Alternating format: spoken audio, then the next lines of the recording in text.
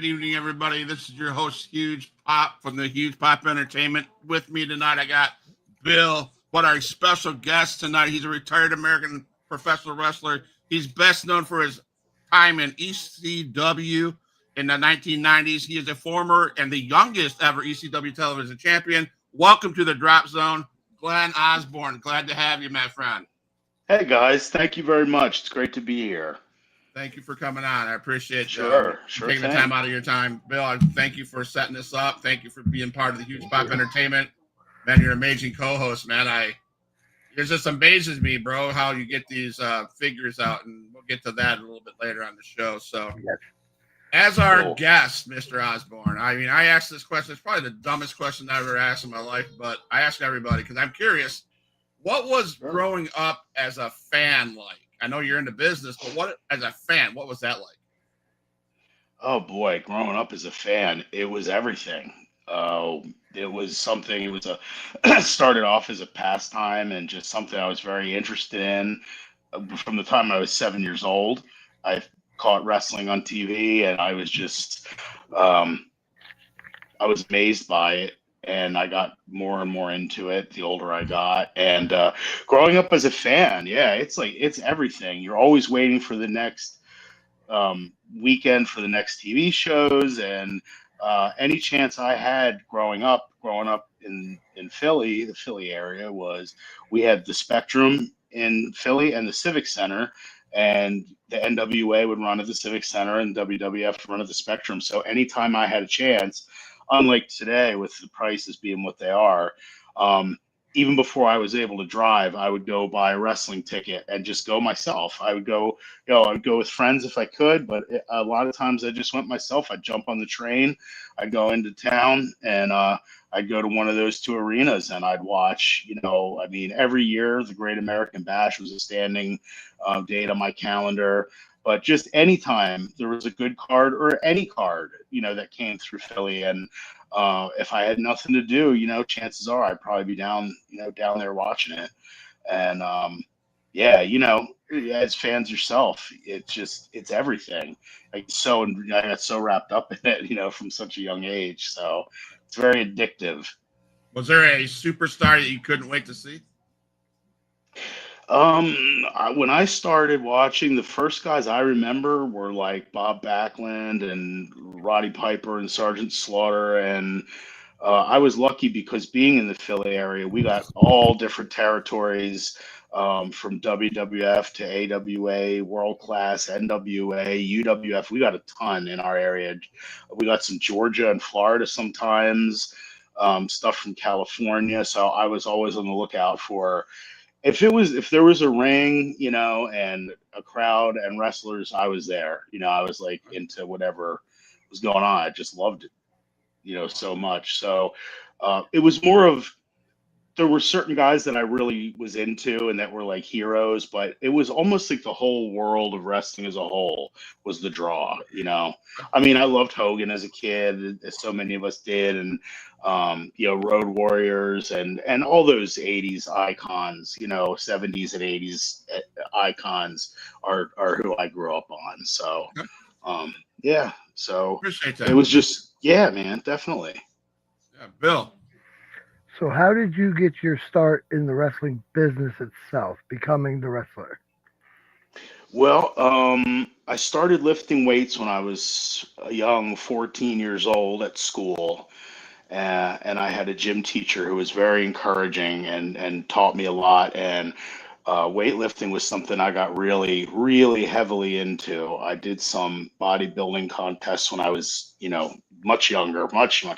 And but I wanted to, when I started getting more confident in the gym and bigger and stronger, and my physique was improving. And by the time I hit about 17, I thought this might be something I might want to try, because I was so into it and I'd been working so hard in the gym. Joel Goodhart was running a show starting in the late 80s called Wrestling Radio on WIP, which is a station here in Philadelphia. And that show of his was hugely popular. And Joel started promoting his own shows. He was the radio host, but he made a lot of connections in the business. I'm skipping over a lot, but he started running the Tri-State Wrestling Alliance, the TWA, which was the immediate precursor to ECW.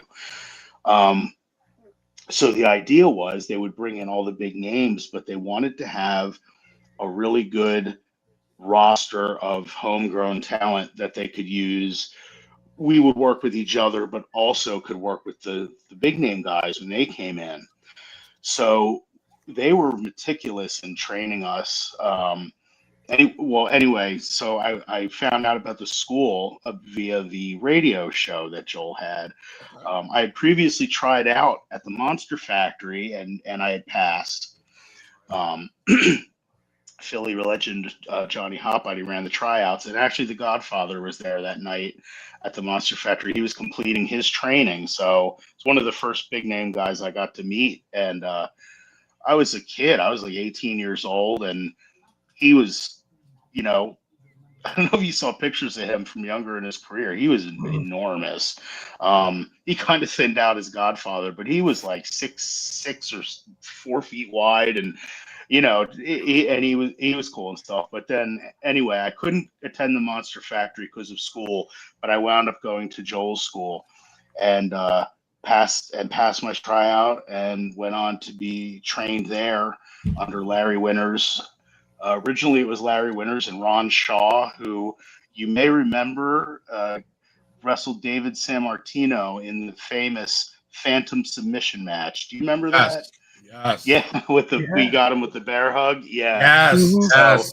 Ron Oh my Shaw, God. yeah, he was one of my very original trainers, but he dropped Really? off after a few months, I think. But Larry Winters was really my trainer, and but then you have your trainer. Joel got us started in the Tri-State Wrestling Alliance, and that was almost like kind of like the last territory, I think, in a way, because Joel ran a lot. He ran 4 supercards a year at the Philadelphia Civic Center, which I think a lot of them are available on YouTube.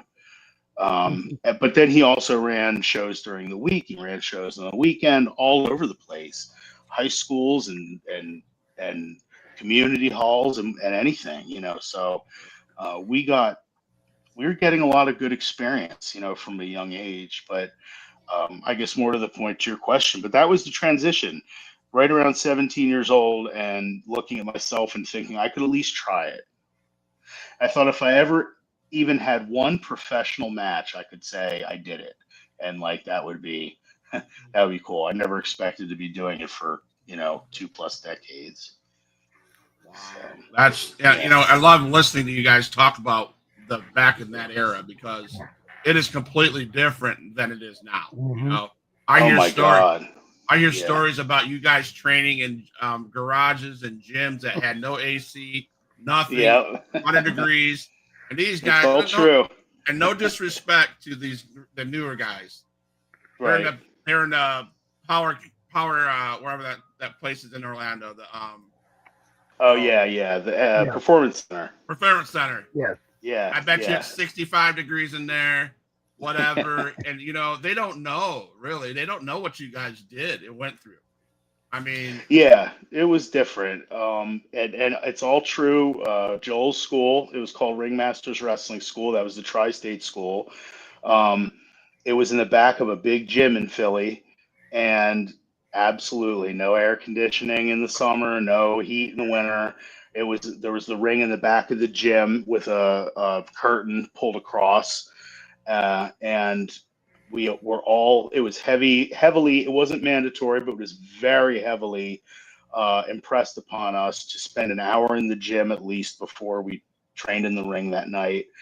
And we would train, 5 nights a week. And Larry Winters, who trained me, was very patient. He was the perfect trainer for me. He wasn't. We did all the drills you hear about over and over. Um, but he wasn't like a barking drill instructor. He would explain things, and if you had questions, he was very open. And, like in the summer, there were some times when I felt like I was going to throw up. So he wasn't like, just go throw up in the corner. He would take me by the hand, here, let's go to the bathroom. Now you can throw up, like that kind of thing. So, yeah, he was really cool like that. But those guys were meticulous in training us because how the Philly crowds are. And even back, when we were starting, late 80s and the early 90s, the Philly crowds were merciless and stuff had to look tight. It wasn't high spotty. It was more about making a fight look real, and that legitimacy and laying stuff in, and was very much impressed upon us. And kayfabe very, very much impressed upon us. Like, absolutely, that was mandatory. Larry was very, there was no black and white with that. It was just stay apart and stay. If we were doing promo stuff, one of my big rivals was Jimmy Giannetti, was his name, and wrestled for a long, long time all over the place. But we were teenagers, like 17, 18 when we started, and he was a face and I was a heel, and we were feuding. And we'd go to these places to do promos, and we'd want to hang out together. And like if we were at a fair or something, if Larry saw us anywhere near each other, it was like, nope, you get apart. It would be inconceivable to us to, like, now, like, oh, we really put on a great show and take selfies. Like, that was, oh my God, you'd have been blackballed and beaten and everything for that. I always say the values that we were taught, coming up in my era, pretty much get pissed on an hourly basis nowadays. So I don't even know how much really translate over from what we did, like as far as just working in the ring. I don't think a lot of it's getting to the point where they're taught how to do, I digress, but they're taught how to do one thing. I think we were taught how to do something else. Yeah. I agree. So we have fans. We have a couple guys in the chat that want to ask a question. So I Sure. want to honor that. Sure. So this Dan Fenley, what's your favorite championship you've ever held and why? Oh, thanks, Dan. The most well-known one, obviously, would be the ECW TV title. So I that always comes out, but my home base, I mean, I work for so many places, but the ECWA was my home base for many years. So winning that title, winning their singles titles, I held the heavyweight title there and the Mid-Atlantic title. So those both meant a lot to me. So I would say those two in the ECWA and the ECW TV title. But anytime you're given that trust, to run with a belt, it's always an honor. At least that's how I look at it anyway. Mhm. I've always looked at it like that. It's not a lot of in our sort of jaded, the way we become, there's this belts are just a prop kind of thing. That can be true sometimes, but also a lot of the time, if you're booked for a title run, it's because you either can, you're the best worker, or you can, draw fans or whatever it is. So most of the time there is a reason, and it is a privilege to be chosen, to hold a title. So that's being diplomatic, but I would have to say those were the ones that probably meant the most. I'm going to piggyback off what you said. Okay. Mm-hmm. So we just got done with the World Series, and the Dodgers won, and all the crowd, the players, they were so excited. They're popping champagne corks and stuff like that. Mm-hmm. Super Bowl champions. They win that. I don't want to break kayfabe or anything like that. Is it that exciting for you guys when you get the nod to saying, "Yep, you're winning that belt"? Is it that exciting for you guys? I mean, I guess everyone's different. I mean, I guess some guys get excited depending where you are because they're more in it for the money. And then other guys, famously, like guys like a Bret Hart, holding the title really means a lot to them, So I guess everyone's different. I was really excited because of my youth too, when, for the TV title, the ECW TV title, because the promotion was growing the way it was. They got the TV deal with Sports Channel, and to to have that title at that young of an age, Todd really did me a solid with that. You know what I mean? Yeah. So All right. giving me that ball to run with, being that age and everything, and wrestling the Superflies and those guys, was pretty cool. Okay. So All right. Thanks, Bill. Piggyback off of that. Where'd you win your first ECW title? Who did you take it off of? ECW, the TV TV title. title. Yep. It was there were 2 battle royals, and the winner of those were going to meet for the vacant television title. Johnny Hotbody had it before us, but he had blown his knee out, and so they had a vacancy for the TV title. So they had 1 battle royal that Sandman won, and 1 that I won, and then we met for the TV title, and then I beat Sandman for the TV title at that point. But I think the first one was Johnny Hotbody, yeah, and then he blew out his, yes, I believe that's what it was. I think. And then they had the battle royal thing, and then that match, yeah. Wow, Sandman. That Sandman. dang. I mean, I could just. I don't know, man. That's incredible. That's crazy. Can you talk about any memories you have with? I would say probably one of the icons of ECW. Sure. Sandman. Can you talk about any memories you have that you had in the ring with him or anything like that? Sure. He was a little on the older side, whereas like myself was on the young. I was one of the real youngest. Me and Jimmy Giannetti were the 2 kids. But Sandman was 27 when he started. Okay. So he was a good bit older than us. And he was like, just, loud and outgoing and the whole thing right from the beginning. But he always treated me really cool. He was, I always thought, a really stand-up guy, a really cool guy. I guess when you train with somebody though too, you have a different, because we all went to the school together. They were like a couple months ahead of me, but like JT Smith, Sandman, myself, Janetti, a lot of the legends of Philly, like Tony Stetson, Johnny Hotbody, those guys would come through. And Joel would also bring big names that he would book for his shows, like Paul Orndorff, Buddy Landell. He had them come up to the school before what we know as seminars now, where guys come in and get paid and everything. Joel would bring them up to the school, and they would teach us to get in the ring. I mean, you couldn't ask for a better, way to learn, than that. So, absolutely. But yeah. So, well, I guess I should have left a trail of breadcrumbs down that. What was the question? Too many shots to the head, chair shots to the head. Any great memories? Every great memories with Sandman. Sandman, correct. Really great guy. Very good in the ring. I was telling Bill yesterday about how he got known for swinging the cane and spitting the beer and doing all that crazy stuff, but he was a really good worker. When he was in his younger years, when he would, he had some classics with JT Smith, and we all could work together really well. All the tri-state guys. So, but he was great. And Lori, his wife, Peaches, she was sweet. Really great. I don't have anything bad to say about Sandman. Other than I'm not a partier or anything like that, so that wasn't my scene.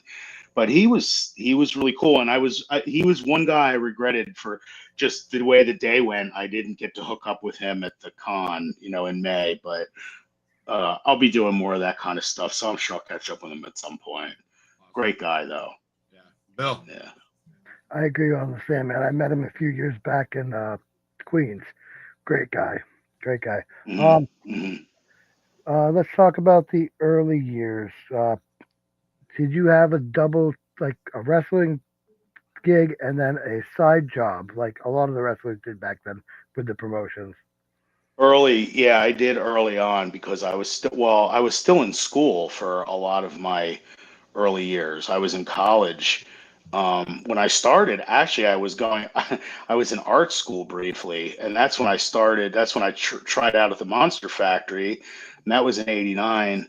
And then art school didn't work out, so I went to college, university, and I wrestled through my entire college, and wrestling really helped with bills, Mhm. But I did before I was in college and I was learning. I had a job in landscaping, brief, and then but mostly I did other jobs like bouncing. Landscaping is way, way back. That's when I was training. But yeah, while I wrestled, I did a bouncing gig for a while, and then I wound up doing and then for 30 years, I've been doing training, like athletic training, personal training, all that kind of stuff.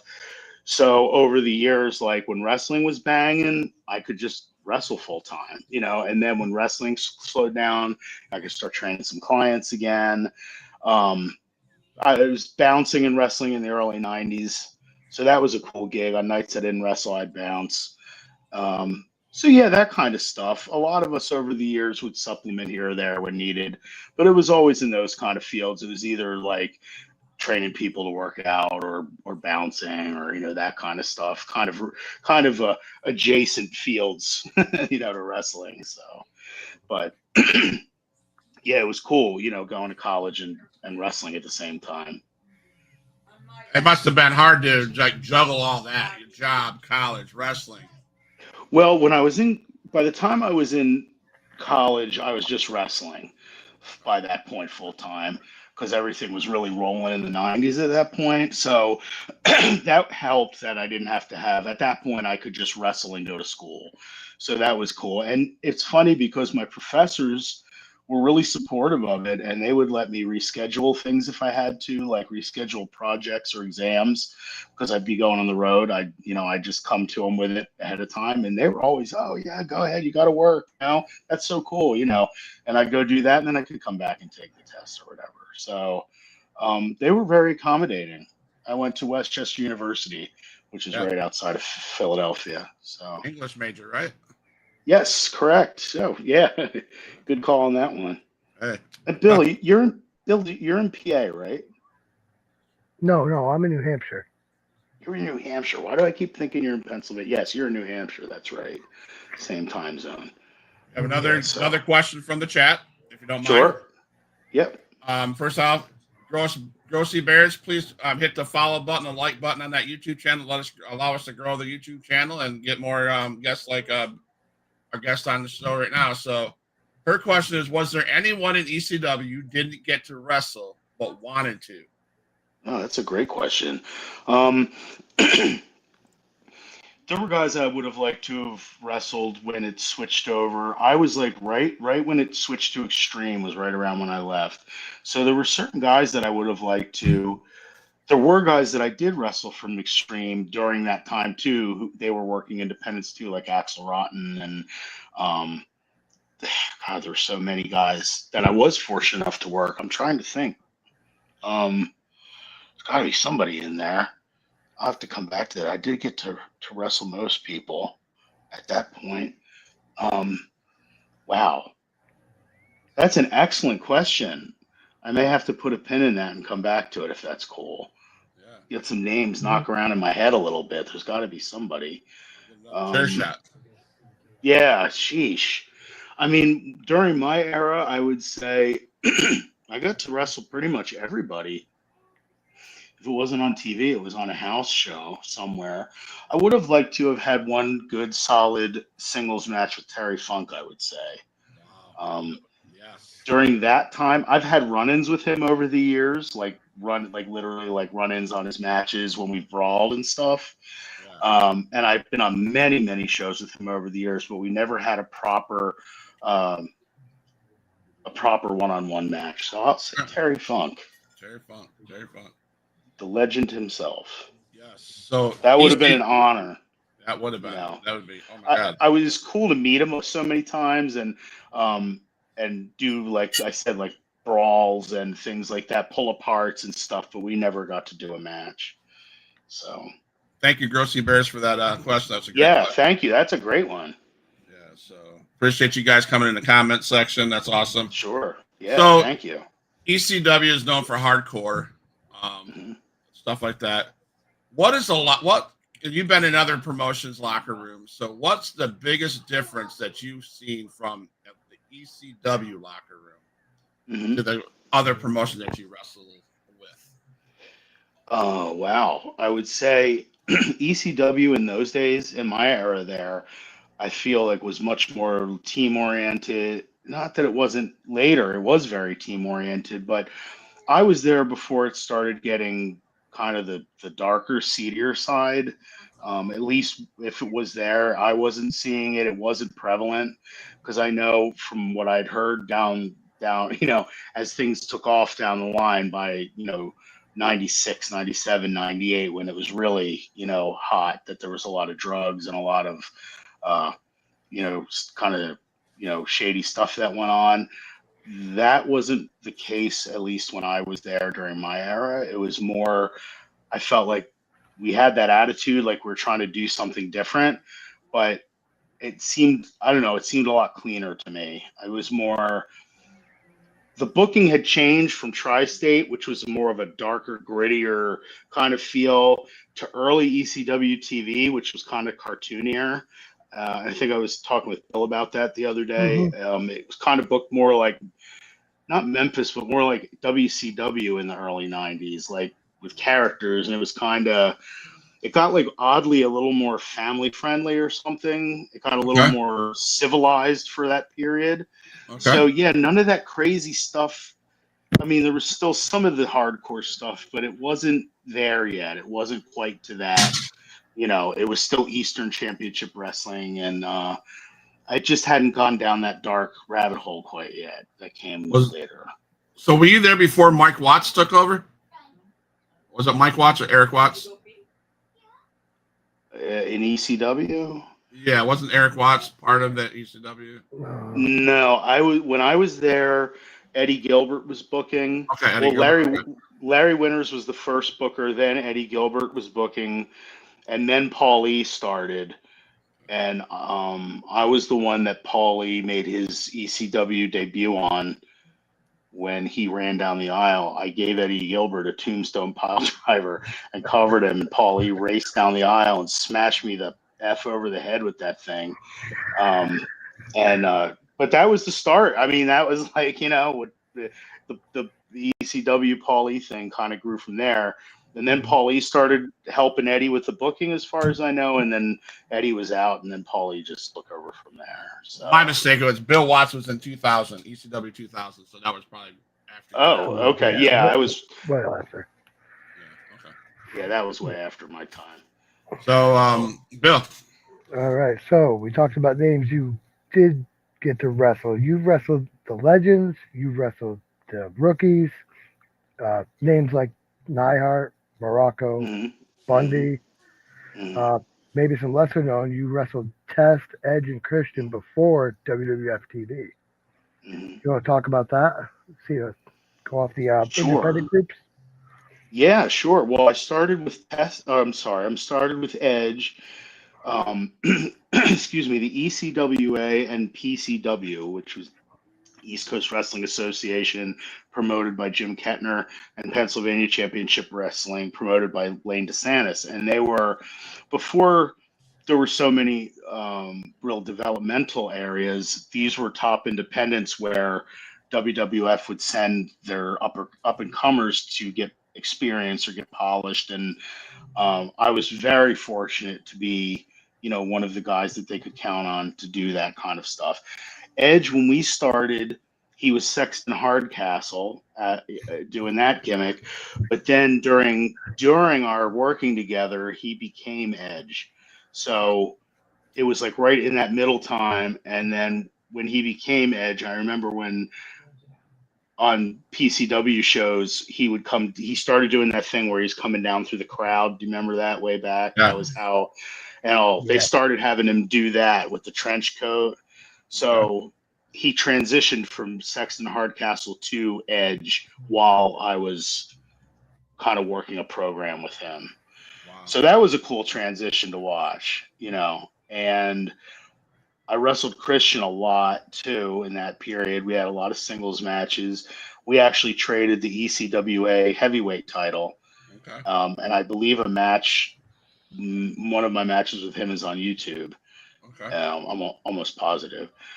And he was, again, like Edge and Christian Cage were already, like, they were already signed and already getting ready to debut, and Edge was starting to debut already. Test was more Raw at that time, so I wrestled him in the ECWA. They had us do a program against each other, and we had some really good matches too. They used to be on YouTube.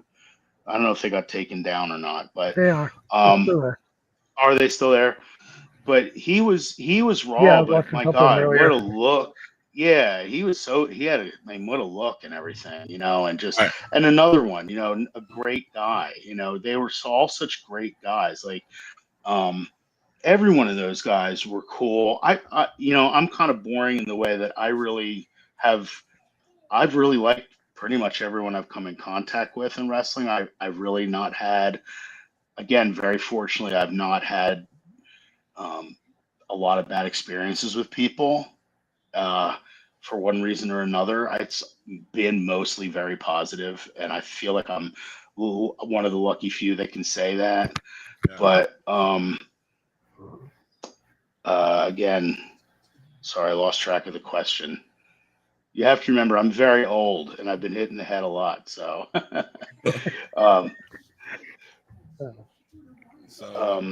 going yes. off of the Yeah. So Christian independent group. Test, that's right. Test was very nice, very open to learning, and just a really nice guy. And what a shame and that happened to him. I've never found Edge to be. There's a guy that never changed. When I would see him on the independents or when I'd go up for WWE work, same guy. From always took the time to talk, never got ahead on him. Like, that was my experience with him. Christian was always more intense. He was a little quieter and a little more intense, but still a really cool guy.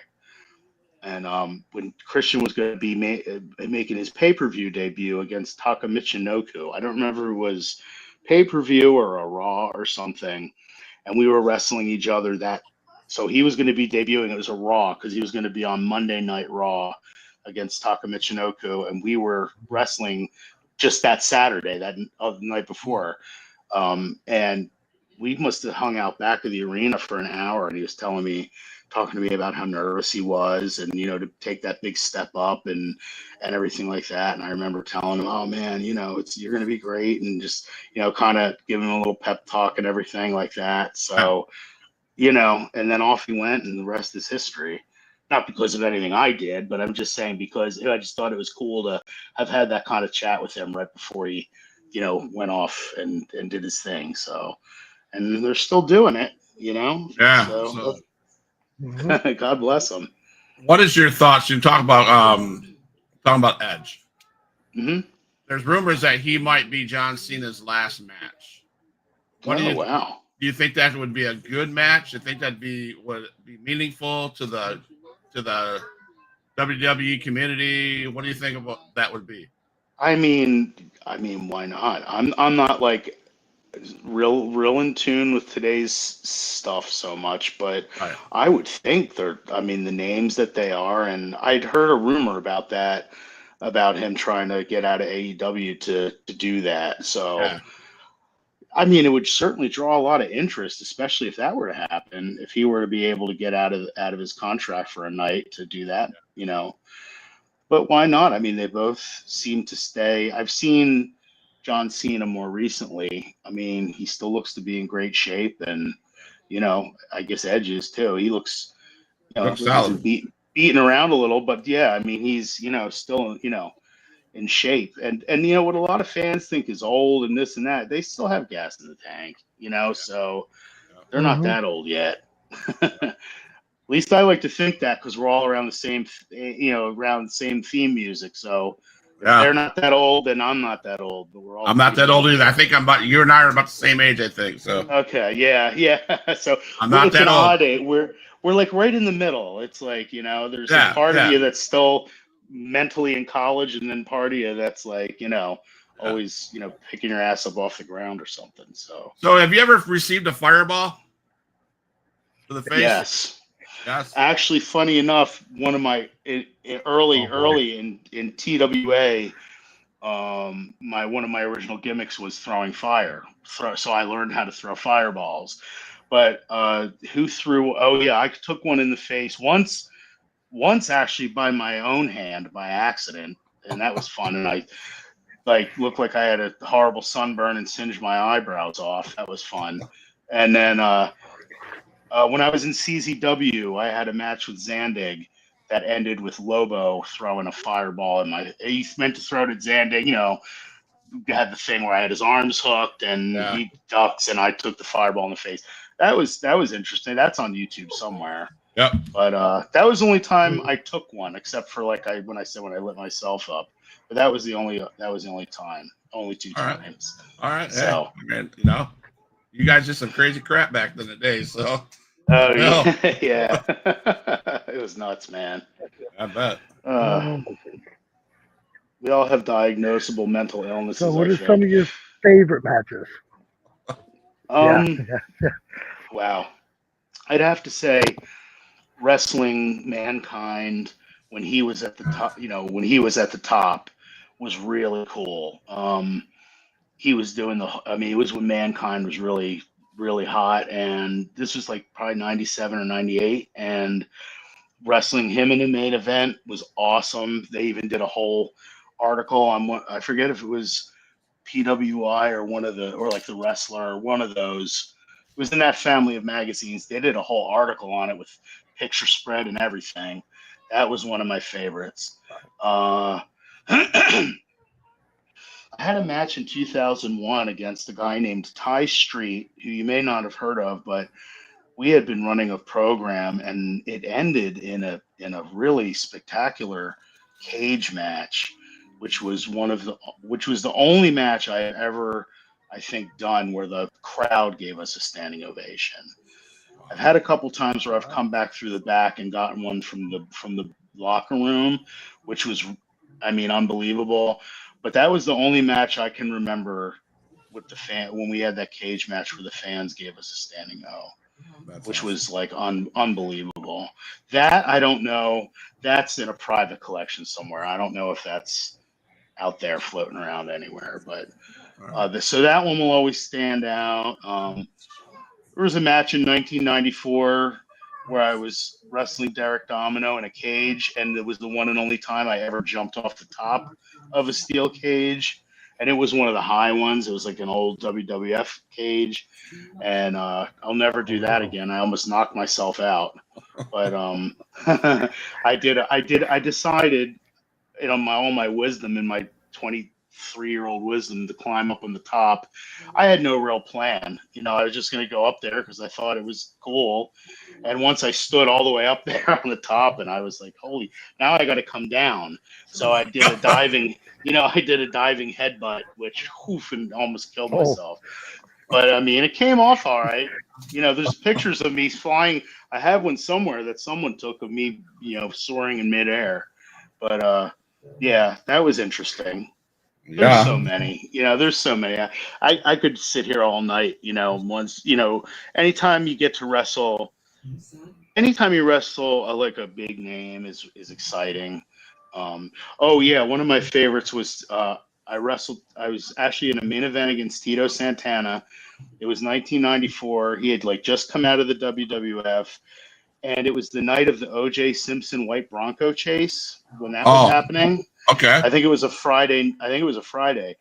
So we're at the show, and we're all in the back in the dressing room. We all have that on the radio. Back then, there were no cell phones to watch or anything. So we're all listening to the White Bronco chase in the dressing room, and everyone's, getting up and doing their match, come back and listening again. And Tito said to me that night, I was always taught defer to the veterans. And I said to him, what would you like to do tonight? And he said, I'll tell you what, why don't you call it tonight? And if something doesn't sound right, I'll step in, but why don't you do it? And I was floored. And that match will always be very special to me too, and Tito will too, because I saw him on tons of independent shows over the years, and just another one, just a superior guy, great, great, great, great guy. So that one, again, I could bore you with these all night, but that was another great one that I really have fond memories of. And then guys that work a lot of programs with, guys like Derek Domino or Harley Lewis, and name these Philly guys, Tony Stetson and, Jimmy Janetti and all these guys, DC Drake, whenever those guys that it comes so naturally, you just reach out, you lock up, and you're just there with each other, so Right. that's cool too. Right. And it's always WrestleMania for me. Like anytime, it doesn't matter if it's like thousands of people or a couple hundred, you're just always out there. It's like, you want to go out there and give your best. So there was an incident where Paul Heyman made his first ECW appearance by smashing a portable phone over top of your head. Yes. What are some of your favorite memories working with Paul Heyman? Probably one of the he's a GOAT in my book, one of the GOATs of wrestling. Guy's phenomenal. But what was some of your He was cool. I mean, when he first came into ECW, like that night when he smashed me over the head, as soon as we got back in the back, he came over to me and he like grabbed my face. He was like, "Are you okay? Are you all right?" Because he knew he really bombed me with it. And I don't care. Like, that's what it's just part of it. It's going to happen. You're in the wrong business if you're not. I said I'm fine. And I heard him talking to somebody off to the side. He's like, "Man, you got to lay in. These are big bad motherfuckers. You got to hit them." So I was like, "Oh yeah, okay." So I had no problems with him until it wasn't even problems. I just got the usual Paulie runaround you've probably heard. Like, I tried to go back to ECW in '94, and he was like, "Okay, give me a call," and everything. So I would call him, and at first we talk a little, and then it got a little less, and then he was doing the thing, and you may have heard this where, well, Paul's not here right now. Have you heard all that kind of stuff? Where, yeah, I got that, like so many other people. No, Paul's not here right now, and well, I'll take a message and everything. And at least in the beginning, he put on like a voice, but then one time, finally, he just answers, and it's clearly him. I'm like, "Hey, Paul, it's Glenn," and he's like, "Well, Paul's not here right now." I'm like, "Paul, come on," or whatever, and he said something. "I'll call you back." I was like, "Okay, whatever." Click, and then that was it. So, but he had his own thing he wanted to do. I get it. It sucked, and it was a it was a bitter pill to swallow, sort of seeing it go, take off to what it wound up becoming. But he had his own vision. He wanted to bring those New York guys down, and he didn't have time. I was so young then too. Like, what I always said is he wasn't obligated to raise kids. He had a vision of what he wanted to do. So I don't take that as a bad thing. If he didn't see me as a part of that, it was fine. It let me go out and do my own thing on the independents, right, wrong, or indifferent. But I think things kind of played out the way they were supposed to. Okay. But it was cool, man. Yeah. Going off the Paul E incident, Eddie Gilbert, you tombstoned him that night. Did you have any issues with him? With Eddie? Yeah, with Eddie. With Eddie. Yeah, like I said, we got along real well in the beginning, and then somewhere along the line, like he was giving me a good push in the beginning, and then somewhere along the line, he just changed his mind on me. I've said on other podcasts too that he had a change of heart. I never really got to the bottom of what that was. I have some indication, but I'm not entirely sure. But yeah, and that's when all of a sudden he started, booking me down the card on TV. And my last match in ECW, he just whacked me in the back with a cane and pinned me, and I'm like, "Fuck this!" Like, I have all due respect and everything, but you also, when you work hard to try to get somewhere, and you're still young like that, it's just, you got to make that decision. So yeah, I mean, ultimately I felt kind of bad about that whole thing with Eddie, because we did get along really well. And I think ultimately he's a good guy. He was just really gripped up in paranoia, and I think drug problems there by the end. And, The ironic thing is he passed away, and then I wrestled on the very first Eddie Gilbert Memorial Brawl that the NWA held. So that was kind of sadly ironic, you know. So, Yeah. but yeah. So what didn't end great with him? Eddie was one of the only ones that I had a little bit of heat with, I would say, which is weird to say. I never put it like that before after all these years, but he had heat toward me. It was not the other way, or I didn't have anything against Eddie. I did. I Right. wish I knew more what had happened, but you know. So yeah, I guess it didn't end so great, but you know, I still my memories of him are mainly fond ones. Awesome. So Awesome. I learned a lot from him. I got to wrestle him a lot, and he had a great wrestling mind. So I definitely learned a lot from him. That's awesome. Yeah. So, friends of the show, this guy, he's TCW, you know, he ECW, etc. Chubby Dudley, Oh my God, yeah, a good friend of yours, I'm sure. Is there absolutely. Love that. any stories that you could share with Chubby and you? Oh man, yeah. Well, God, he trained at Joel's wrestling school also, um, and he was originally known as the Hell Rider, and the Hell Riders was a tag team with him and HD Rider, so he was Easy Rider, and then Oh, our friend Pat Kelly was HD Rider, and they wrestled as the Hell Riders, and Bay was just, I mean, a true brother from the beginning. We just got along famously right away. He's always been one of the nicest, most humble, down to earth guys you'd ever want to meet. Um, and just being real buds for a long, long time. And then when he got into the promoting end of he wrestled for the ECWA for a while as the Hell Rider. And then he started promoting his own group, Liberty All Star Wrestling, which was also in Philly. And he had his own um, he had a wrestling school called Liberty All Star Wrestling Academy, where I trained guys like Nate Hatred from CZW, J.R. Ryder, Thomas Rodman from ECW, some other guys that went out, Cool Kid Ice guys that went out on the independents. Um, and then Bay went on from there to ECW, where he got the Chubby Dudley gimmick, yeah. and got some TV off of that and everything, and did some more promoting and stuff. And then the last thing, of course, that he was involved with was the big reunion, TWA Con in One and Done in May. But we Yeah. stay in touch a lot. He'd been having some health issues that he seems to have a handle on now. So thankfully, hopefully he'll keep up with that. But yeah, so I've known him for a long, long time and been through a lot of promotions with him, and just friends. We're just going to be lifelong friends. I check in on him and we talk a good bit, and hopefully he'll be up here over the holidays at some point. So love to get together with him. Awesome. So, Mhm. to piggyback off there, another question from the chat. I was going to ask this, but I'm glad he asked. Who in ECW do you think played the best pranks backstage? And is there any funny rib stories that you can share? Oh, stupid stuff like who was it?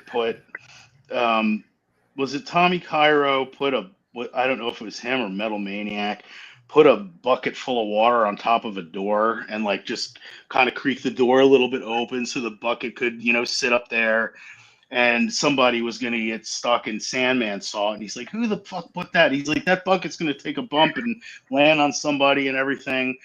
It wasn't any like, nothing like Mr. Fuji, like taking the engine out of someone's car or anything like that. But there was like, little things like that, like oh cripes, putting something in somebody's one of the gentlemen, I won't say, would use a little perfume sometimes before a match just for the courtesy of the opponent. And if people would put stuff, oh yeah, one time, and it wasn't really funny, but there was a guy that I had been trying to train in the early 90s, in 93, who was just, he's passed away since, but just some people have no talent, and he just was a vacuum of talent. It was really sad, but he really wanted to wrestle, and he was, big, but he was terrible. But I got him. I thought good enough to get through one tag match. So I got him a booking, and he stunk the place up so bad. He stumbled and fell and, tripped around and everything. And then when he came back, someone had dumped an entire, in his bag, had dumped an entire container of guacamole, because guys would do that. You hear stories, shitting in somebody's bag, or, this was a little bit nicer than Mhm. that. But I've seen guys get their bags thrown out in the back. But yeah, stuff like that, just stupid juvenile. Nobody like shaved half anybody's head or anything. There was no like Davy Boy Smith stuff going on like that. But, Well, I heard Bulldog. I heard a Davy Boy Smith one. Oh I boy, about yeah. Davy Boy Smith, and the other guy is Big Bad Vader. I don't know if I'd Yeah. be doing this to Vader, but Davy Oh. Boy Smith, supposedly, the story goes, Davy Boy Smith pissed in the cup, took a Oh, 20cc syringe with a needle on it, Oh my and god. drew the 20cc of urine. He got into Big Bad Vader's bag, and Big Bad Vader had a tube of toothpaste in his bag, and he injected the urine in the tube of toothpaste Oh, to the hole. Jesus. And I guess Vader used that for like 2 months. I'm like, oh my god, Oh, you jeez. guys are ruthless to each other. That's disgusting. Oh my god. I'm like, what? Oh my god, that's so wrong. That's Right, hilarious. right. And I was like, what? That's So, great. anyway, Oh my god. Yeah, just that kind of stuff. I'm sure there's stuff I'm forgetting. Little things with like, losing keys and stuff like that. It was pretty benign stuff. Thankfully. So. Bill. Your TV debut Hmm. was Jimmy Snuka for the TV title, correct? Yeah. End of the TV tournament? debut was, the tournament was Johnny Hotbody and me in the first round of the TV tournament. Would have been my first TV match. And then the Okay. tournament ended with Snuka and me in the final. But yeah, that whole tournament was televised. That's awesome. And they had other matches too. Now, But how the did whole you feel tournament about was. the TV debut? I thought it was good. We had a really good match. Johnny Hotbody was an excellent worker, in the ring back then, and he had good heat.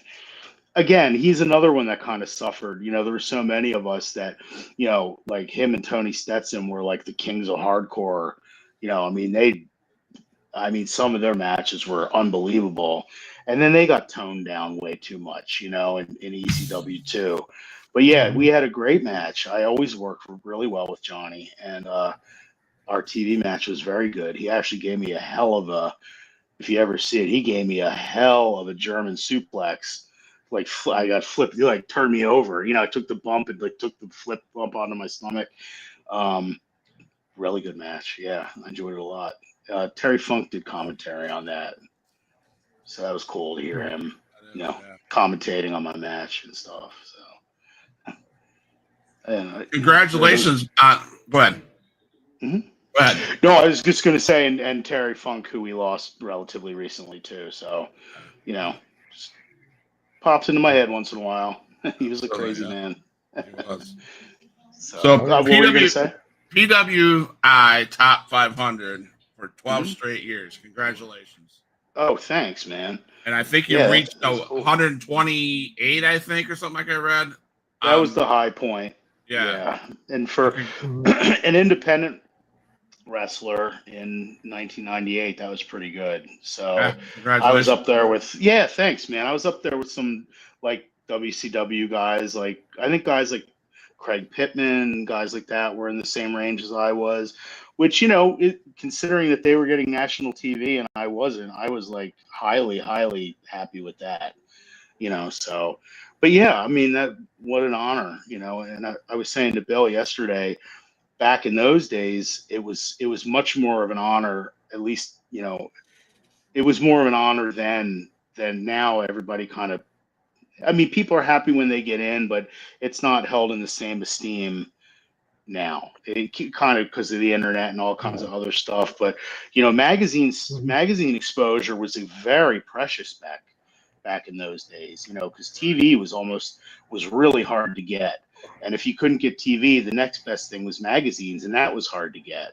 So being in the PWI 500, even if it was for that one time in the year, was awesome, because it Yeah. was your name was out there, you being seen. So it meant a lot to us, back in those days. So, and I think I was ranked in it up until somewhere in the 2000s, like 05, 07, somewhere, I think 08. so. Yeah. Yeah. Maybe even later than that. I think it actually, well, I retired in 2011, so I think like 08 or 9 might have been the last time. Right. I'm not Yeah. entirely sure. But it was always cool. It was Yeah. always That's cool. a great Always an accomplishment. honor. That's a great accomplishment. Thanks, man. Thank you. But, I yeah, no always felt problem. like it always felt like if the magazines, because like Bill said, I grew up I had, what little money I earned from, my allowance or whatever, if I would get wrestling magazines. And so to me, making it was also like being in the magazines was like so cool, because I grew up in them. And, Yeah. then to be in them was like, holy shit. So, Right. Absolutely. Absolutely. Yeah. Bill? So, The Madman from the Badlands. Where did that gimmick come from? actually, that came from very close friend of mine who passed away last year. Um, my old buddy Frank. He wasn't in the business, but uh, the name Glen Osbourne came from Johnny Hotbody. Again, Johnny Hotbody comes up. My old friend and mentor. My very first match ever, ever, ever. Was going to be about a minute or so. I was going to get blown away by. It was going to be me. It was a handicap match against Big Slam Vader, who used to be Crybaby, big 400-pound guy, Crybaby Waldo. And so they said, well, we need a name for you, just like for the day as a filler. So Johnny Hotbody says, oh, he kind of looks like Glen Osbourne because my hair and everything. And so they said, let's call you Glen Osbourne, and then we'll think of something. That was a place filler. We'll think of something better down the line. So, well, that kind of stuck. And then we didn't come up with anything, but I needed like a gimmick. So my friend Frank and I were driving around Northeast Philly one day, and he just came out with it. He was like, how about the Madman from the Badlands? And the alliteration. Remember, it was another time, too. This was like 1990. So, things were a little maybe sort of more, I don't know what the word I'm looking for, more sort of metal or whatever back then. So it was a cool name and I liked it. So yeah, that was it. I never came up with any of my names. I didn't come up with Osborne. I didn't come up with Madman from the Badlands.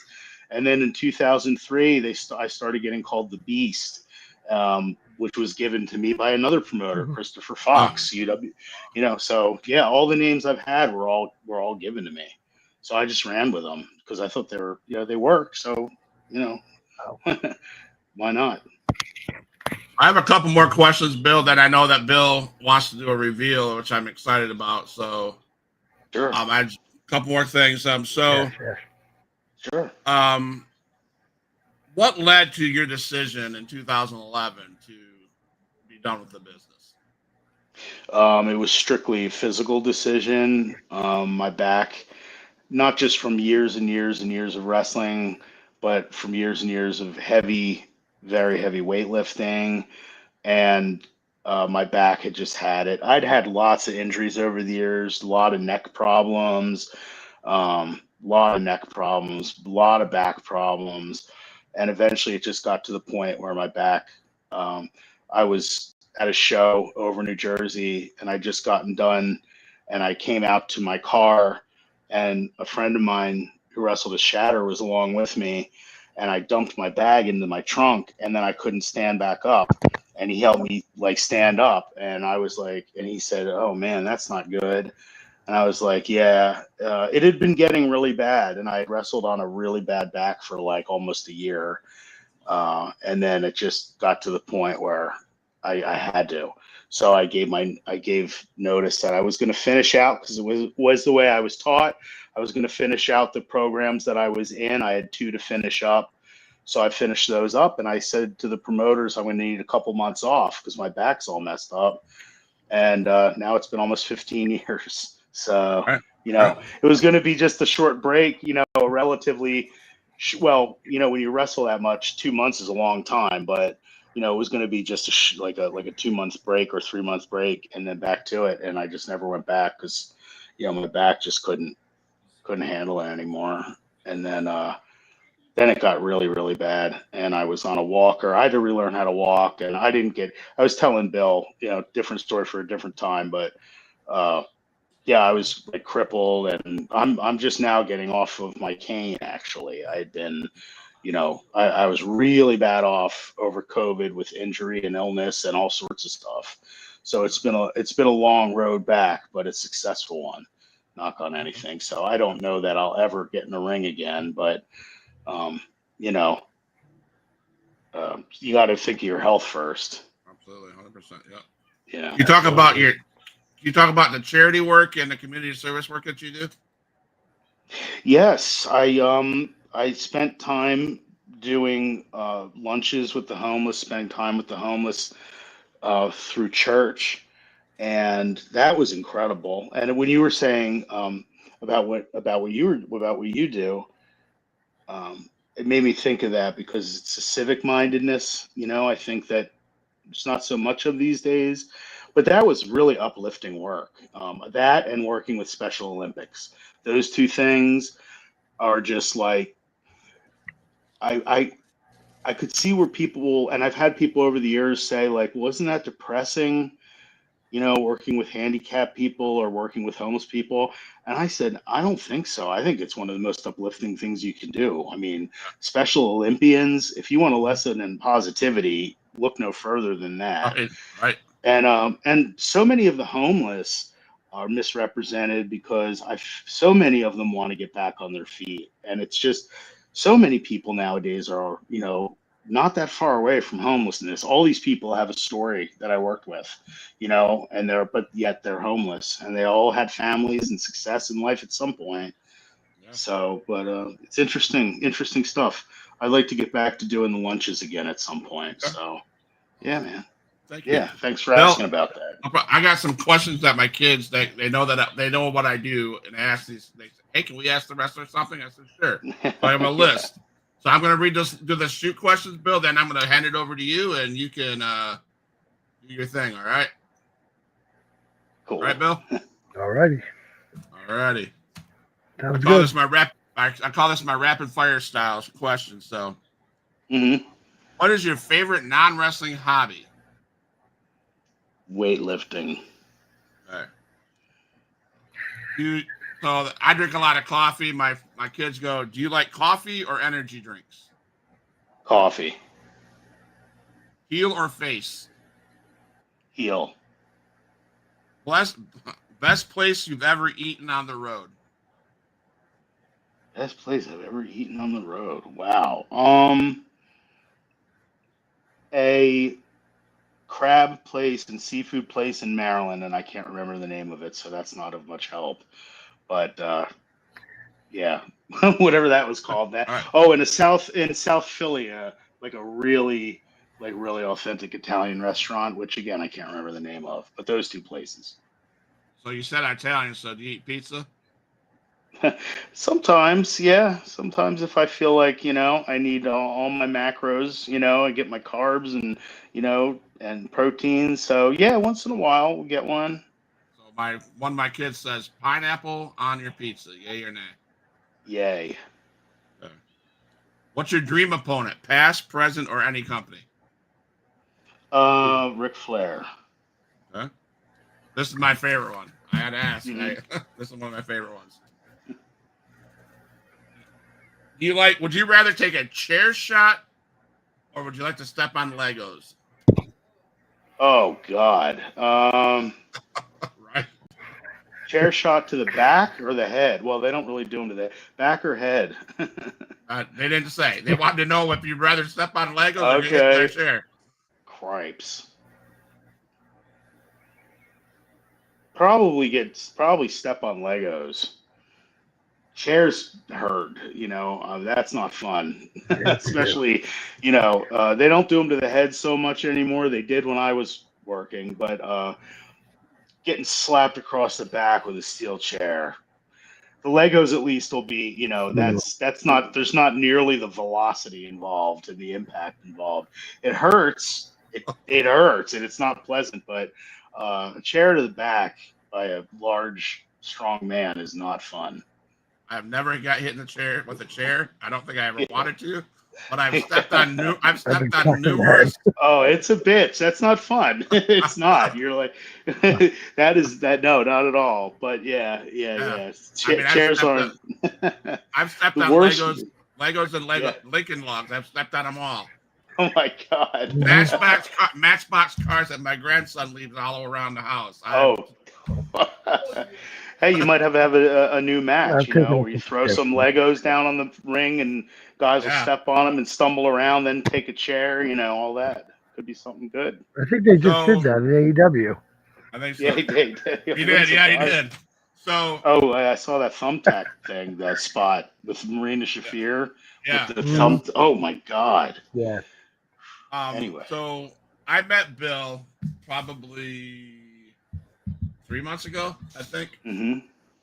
Or Probably. 2 months ago. We were 2 months ago, and you know, I was just scrolling, and I was like, "Oh, this guy's interesting." And I messaged him, I asked him about his figures, etc., etc.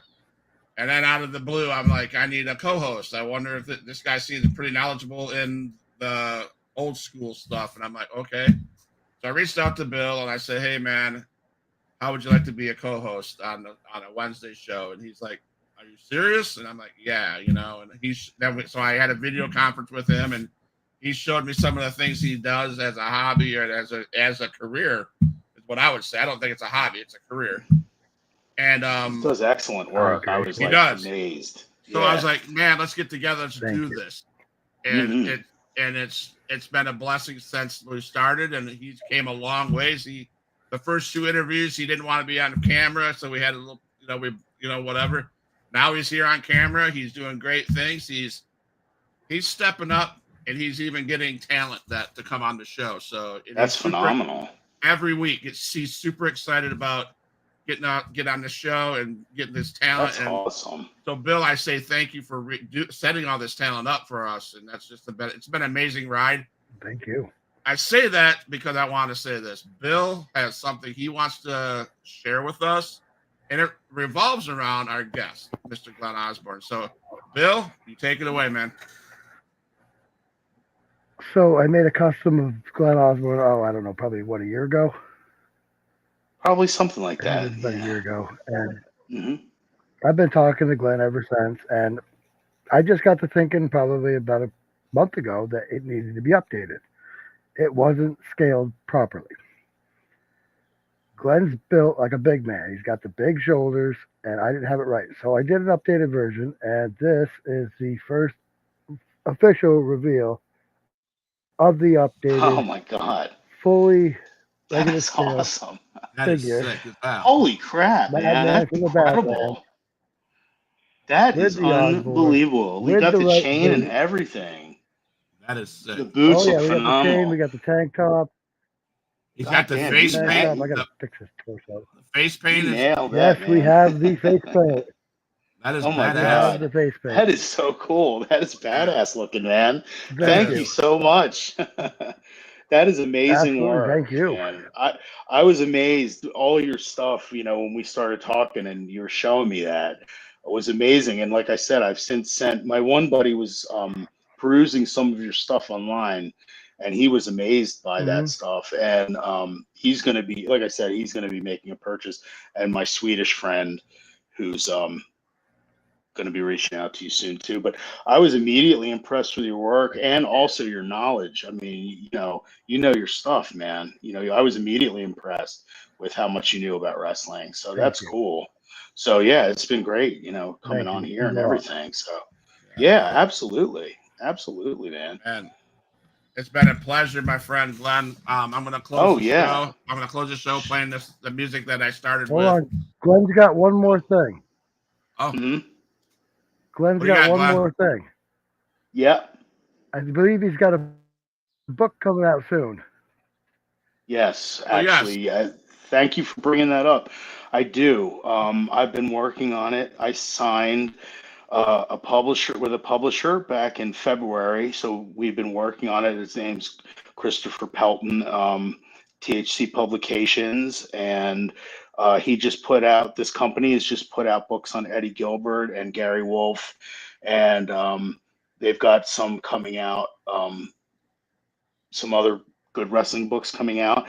Mine is in the editing phases right now. I've got a couple people working. I'm going to have 2 intros. I've just sent in a bunch of pictures. It's been a really good collaborative effort. I'm learning a lot about the publishing business I never would have known before. So I think it's probably going to be New Year's ish. It looks like it's probably going to be sometime around then. So, we're wrapping things up. I just talked to my publisher again today. And yeah, I'm definitely going to keep everybody. I only just started telling people about it within the last couple of months because, I wanted to play it close to the vest until we got closer to things being done. So yeah, so I'll definitely keep everyone updated. Thank you, Bill, for catching that. I would have, I don't know how I would have forgotten that, but again. And where can they get? Where will they be able to get this book at? Anywhere you buy books, you could either, Amazon or Target, or from what I understand, anywhere you can get them online. Go to the store, Barnes and Noble. They're going to be available, internationally. So yeah, anywhere you buy books. You have a title yet? Not yet. There's a couple tentative ones. I won't spoil it yet, but there's a couple of tentative ones that I'm probably going to go with. There are 2. I'm probably going to go with one of those 2. Okay. So I'm whittling it all down, and yeah, man. So I was thrilled to. Again, I'm thrilled for that. So thank you for bringing that up, and I'll definitely keep everyone updated. Absolutely.